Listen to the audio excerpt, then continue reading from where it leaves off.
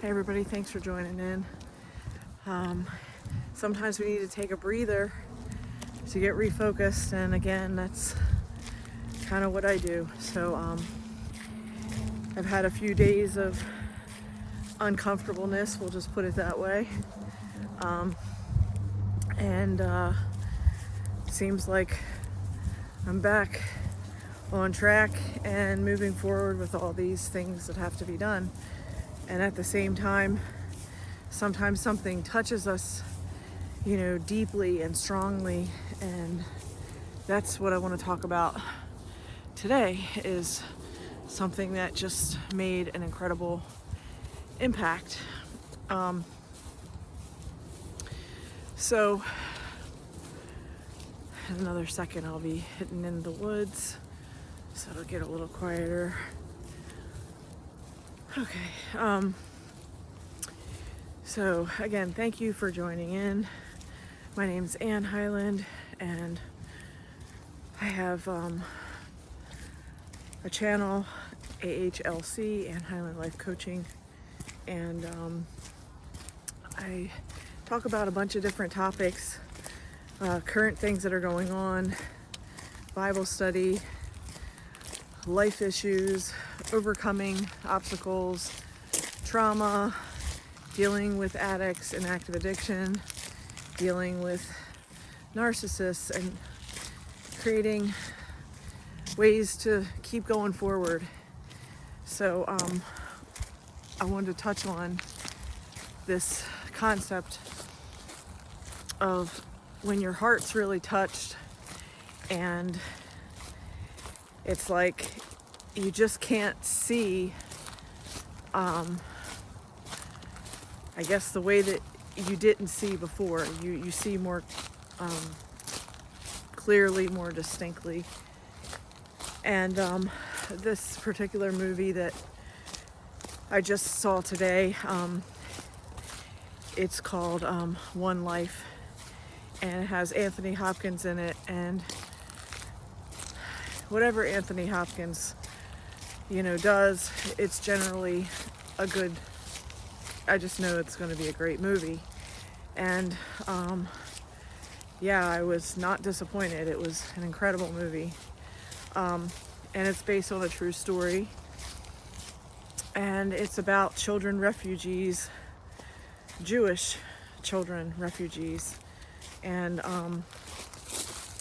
just what was going on in that time, during the time of Hitler, during the time of all the different countries, for fear of Hitler's power, and they were just kind of complying. And at the same time, there was a few brave, bold souls that took a chance and made a difference. And it's a very heartfelt story. It's a depressing story all wrapped up into one. And like I said, if you get a chance to see it, it really is an amazing movie. And I'm just watching my step here because the terrain is a little different with all the mud.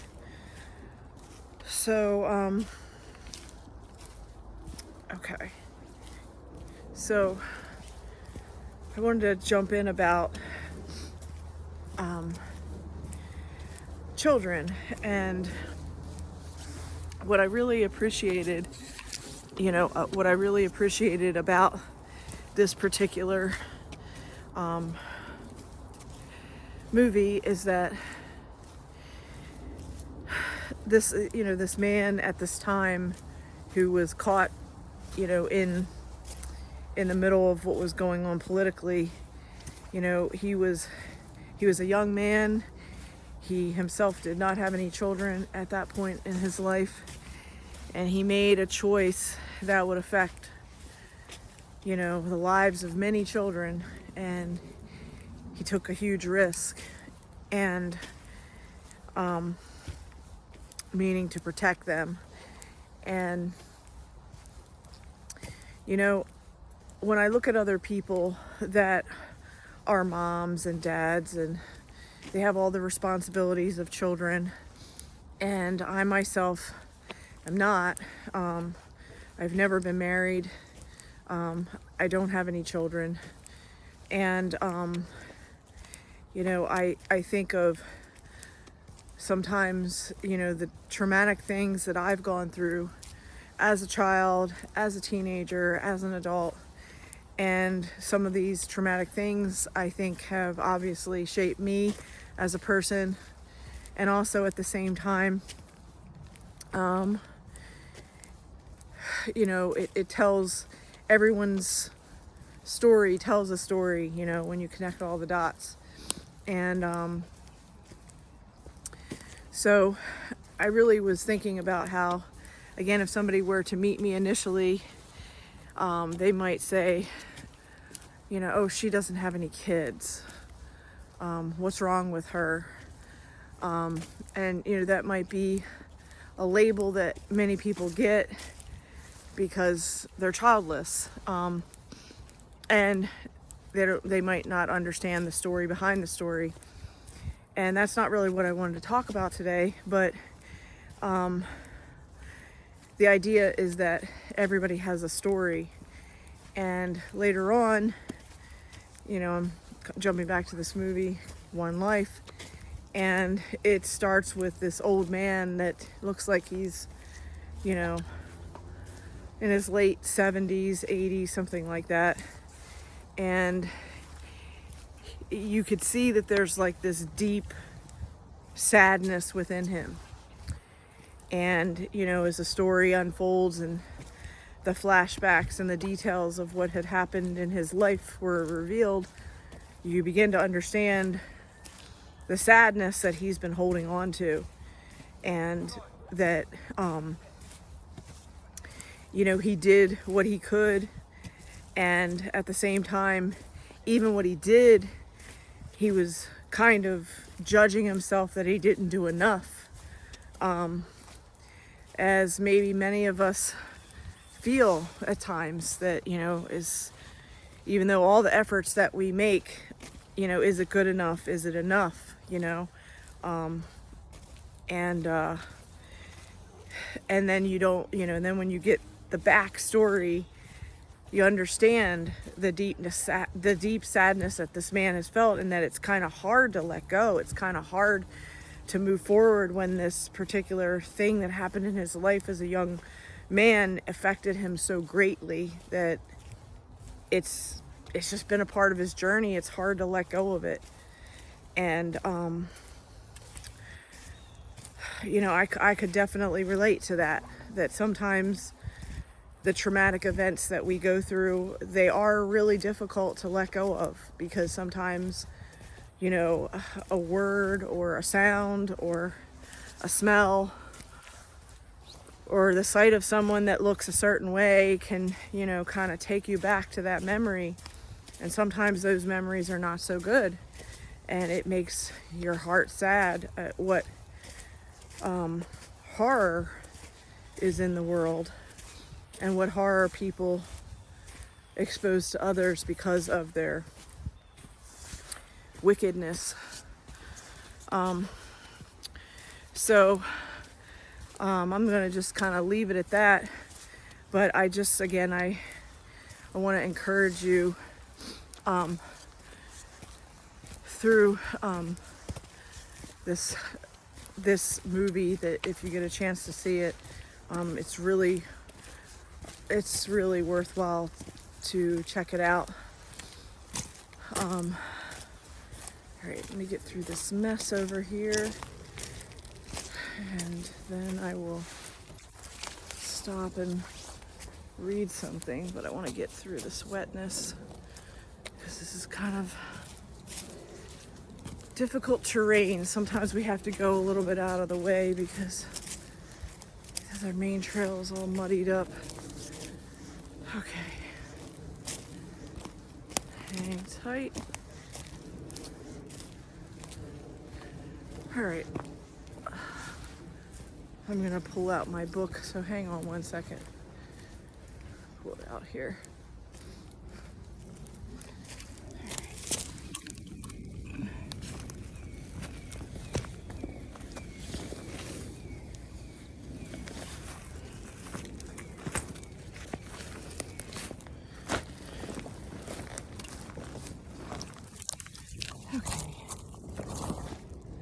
right.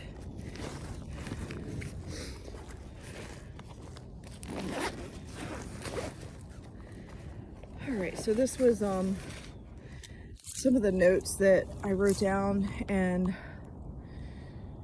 I just thought it was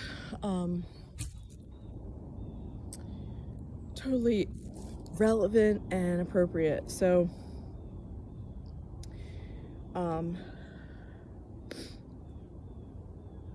okay, Proverbs 22:6, train up a child in the way he should go. Even when he is old, he will not depart from it.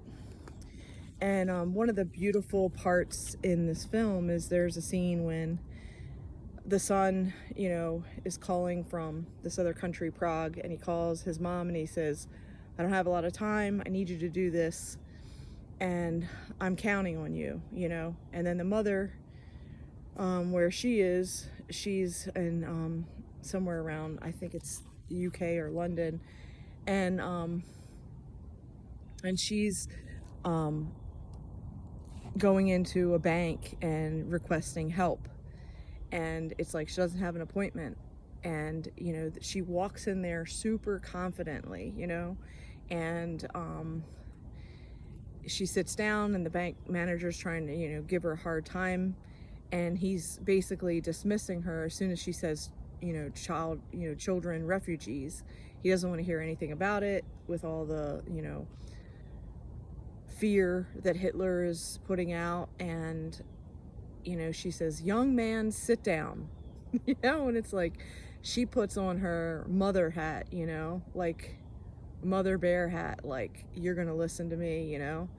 And she tells him how she escaped from her hardship in her life, and she got married and she raised her son, and her husband died, and she's been in this country and she's devoted herself to this country that she's been living in, and that she needs this country's support right now, and that she trained her son in the way that he should grow up, train up a child in the way he should go.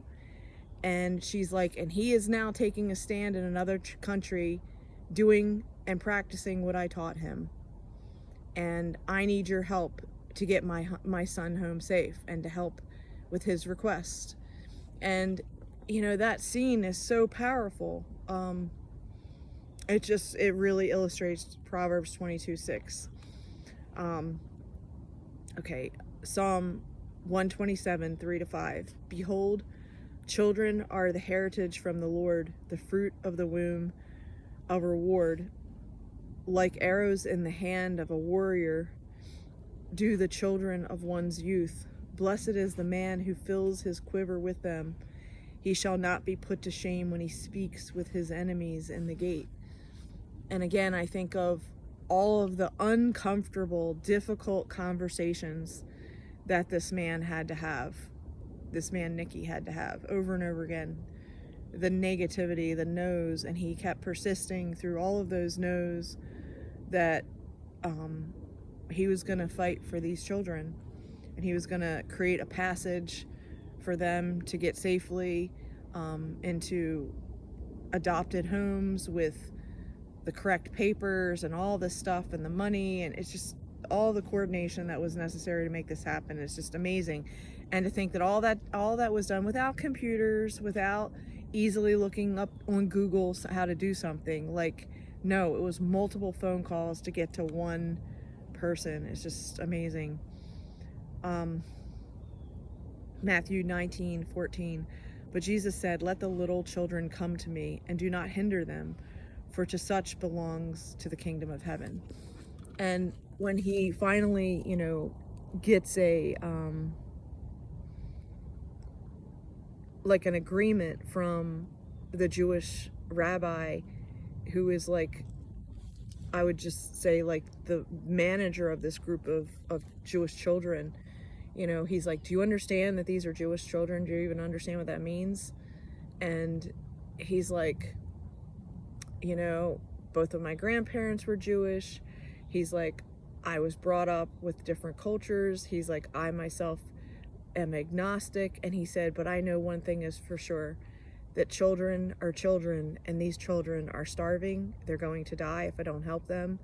And with all the Nazi, Hitler stuff going on, he's like, I want to do whatever I can do to save these children. And, it's like, this Jewish rabbi is then giving him the access to the names and the list of these children and helping him to make the safe passage across. And, and I link this verse about Jesus saying, let the little children come to me, because even though this man, didn't know Jesus, he understood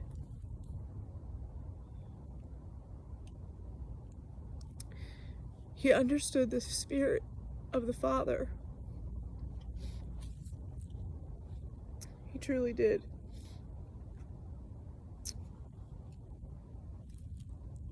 Proverbs 1:8-9. Hear, my son, your father's instruction, and forsake not your mother's teaching, for they are a graceful garland for your head and pendants for your neck. And again, I think of that, the way that the mother and son tirelessly worked together to find families, in their country to adopt these Jewish children, the funding they had to gather, the publicity and press that they had to wage against and for, all the other people that were on the ground in Prague and Czechoslovakia and all these other countries that they were helping negotiate the passage of all these children through the trains. It's just, even though his own father had died, he knew that it was the right thing to do.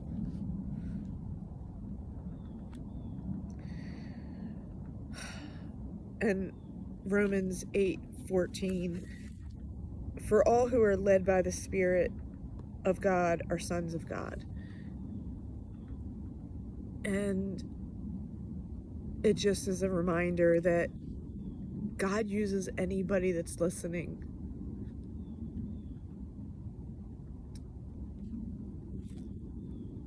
Are you listening to the call that God's put on your heart?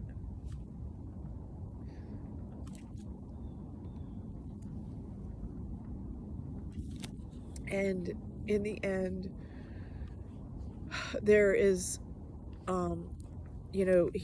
this man, Nicky, has had all this regret, that so many of these children didn't make it. So many of these Jewish parents died horrible deaths and with the Holocaust. And whether they were rich or whether they were poor, all these people were literally kicked out of their homes and became refugees, just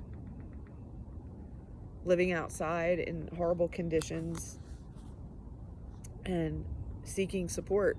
And everybody was afraid to do what was necessary, and yet this man, Nicky, had the balls and the courage and the strength to get people together and make it happen.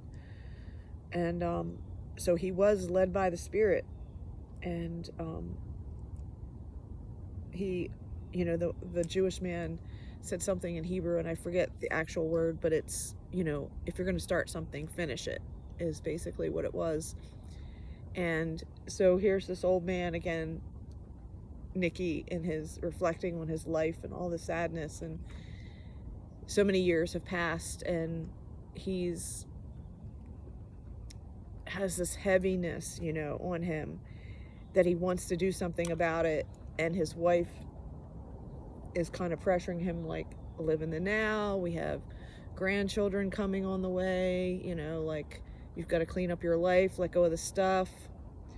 And the minute that he begins to let go of some of this lifelong pursuit of all of this paperwork and stuff that he saved all these years, the minute that he lets go of a portion of it, but he of course preserves this sacred book that he made of all the, you know, children that he actually had saved and rescued. And then he is able to,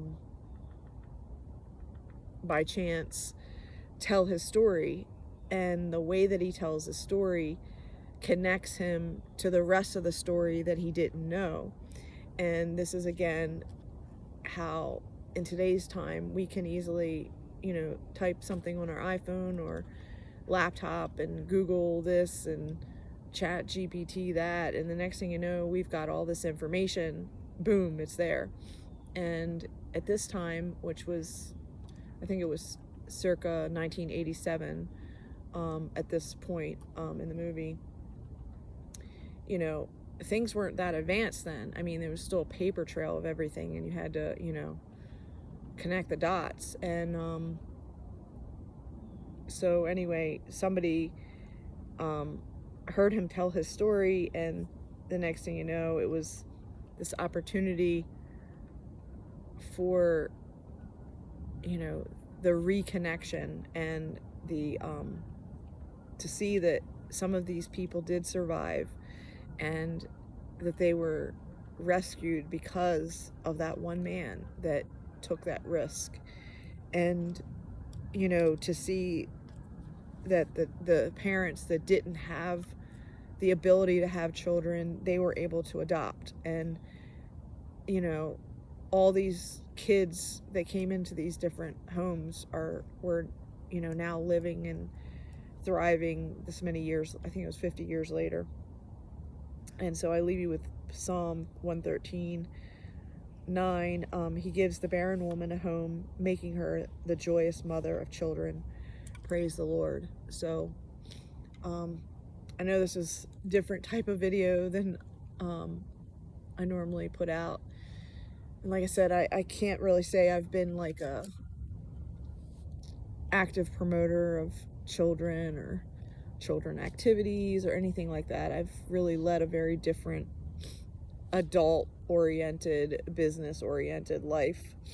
But this movie just really moved me, and when I got into the Word about it, I just wanted to share those scriptures that, you know, you can marinate on and let God move through you. So check out the movie OneLife, and have a good day, everybody. Bye.